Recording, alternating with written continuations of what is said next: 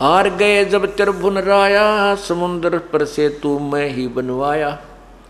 जब समुद्र पर पुल बना रहे थे, न वो नल नील से बन रहा था, ना भगवान श्री राम बनवाने में समर्थ थे, क्योंकि वो 3 दिन तक समुद्र में खड़े होकर के समुद्र से याचना कर रहे थे कि हे सागर राज मुझे रास्ता दे दे।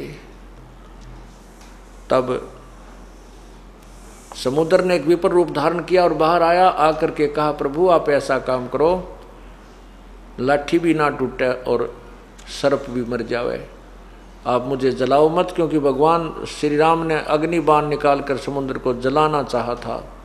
तब समुद्र ने मानव रूप धारण करके बाहर आकर के कहा था, समुद्र देवता ने, यानी इन प्रत्येक जैसे सूर्य है, प्रकाश के जितने स्रोत हैं और समुद्र है, वन है, पृथ्वी, इनका सब एक एक देवता होते हैं।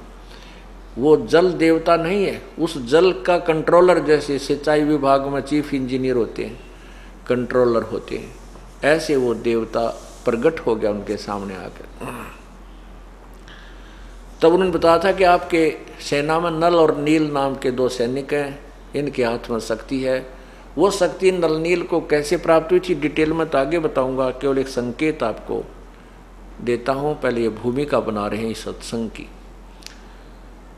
तो नल नील भी नहीं कर सके। परमात्मा कबीर मुनिंदर नाम से त्रेता युग में आए हुए थे, नल नील उनकी शरण में आए थे। तब उनको परमात्मा ने एक शक्ति दी थी कि उनके हाथ से कोई वस्तु पानी में नहीं डूबेगी।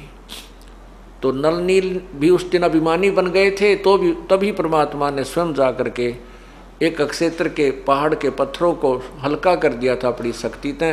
उस पहाड़ के पत्थरों को उठा करके समुद्र पर पुल बनवाया गया था। आर गए थे जब त्रिभुवन राया, समुद्र पर सेतु मैं ही बनवाया। 3 दिवस राम अर्ज लगाई, समुद्र पर गटे युक्ति बताई। नल नील की शक्ति बताई ही, नल नील में मस्ती छाई। उन्हें कीन्या याद गुरुदेव, ताते हम शक्ति छिन लेव। नल नील को लगी अंघाई, ताते पत्थर तेरे निभाई। मैं कीने हल्के वो पत्थर भारी, सेतु बंधा रघुवर सेना तारी। मैं कीने हल्के वह पत्थर भारी, वो भारी पत्थरों को मैंने हल्का किया था।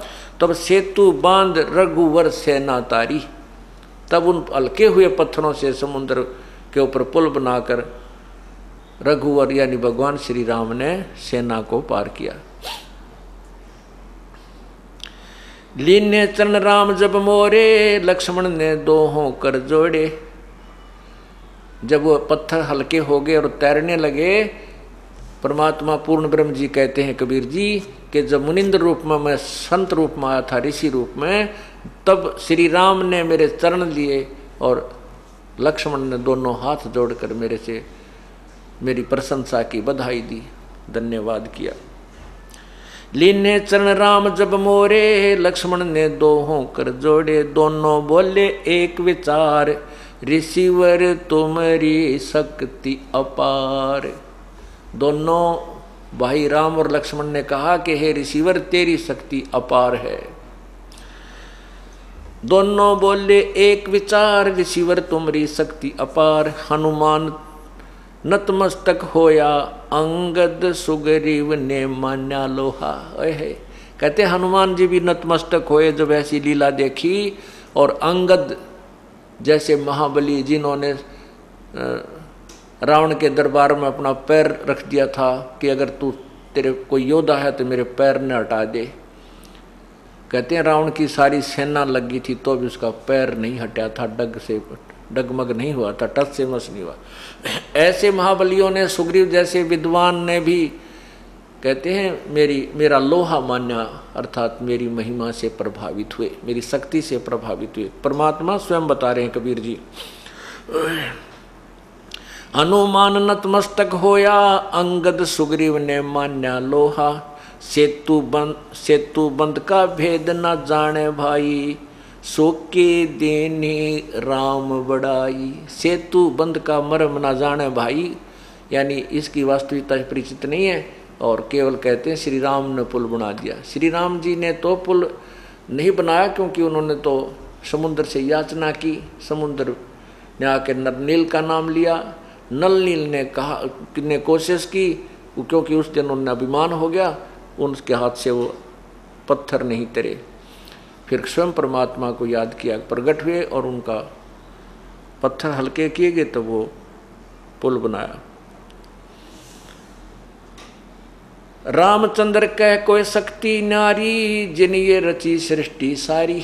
रामचंद्र जी तो खुद कहते हैं वो परमात्मा कोई और है जिसने सब ब्रह्मांडों को रचा है। अज्ञानी कह रामचंद्र रचने हारा, जिन दशरथ घर लीन अवतारा।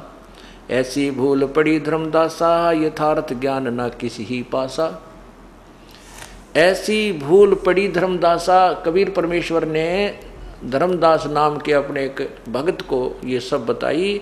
ऐसी भूल पड़ी धर्मदासा, यथार्थ ज्ञान ना किसी ही पासा। सच्चा ज्ञान तो किसी के पास नहीं है। उआ बाई बके ब्रह्म ज्ञानी, तत्व ज्ञान की सार न जानी। ये उआ बाई बकते हैं, ये ब्रह्म ज्ञानी कहलाते हैं, जिनको तुम ब्रह्म ज्ञानी कहते हो। जैसे आपने कल सुना था एक महर्षि का सत्यार प्रकाश के विचार पढ़े होंगे, और इनको हम ब्रह्म ज्ञानी कहते थे। उआ बाई बके ब्रह्म ज्ञानी, तत्व ज्ञान की सार न जानी।